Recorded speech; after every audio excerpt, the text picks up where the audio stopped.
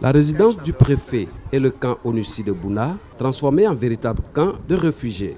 Plusieurs familles, en majorité Peul, sont internées sur ces sites, se mettant à l'abri des affrontements sanglants entre les communautés Lobi, Koulango et Peul dans la localité. Le jeudi, à 13h, on assise à la maison en train de manger. On a attendu le coup de feu dans notre cour.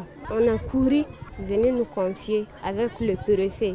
Tout ce qu'on fait, en tout cas, on va retourner à la maison s'il n'y a rien. Selon la Croix-Rouge, plus de 1500 personnes sont enregistrées sur ces sites d'accueil depuis le début de cette crise intercommunautaire. Une situation humanitaire critique qui ne laisse indifférentes les autorités gouvernementales et onusiennes. 10 000 tonnes de riz, 2000 litres d'huile et 50 sacs de sel ont été offerts par le ministère de la Solidarité, de la Cohésion sociale et de l'indemnisation des victimes pour la prise en charge de ces nombreux déplacés.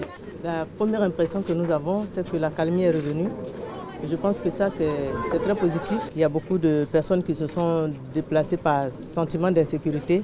Donc il y a une prise en charge médicale, psychologique et j'allais dire humanitaire et alimentaire qui se fait en attendant que d'autres mesures suivent. Un appel au dialogue.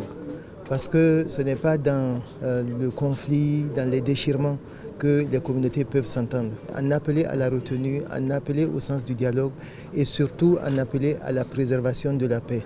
Toutes les agences du système des Nations Unies sont mobilisées pour accompagner et renforcer les efforts du gouvernement.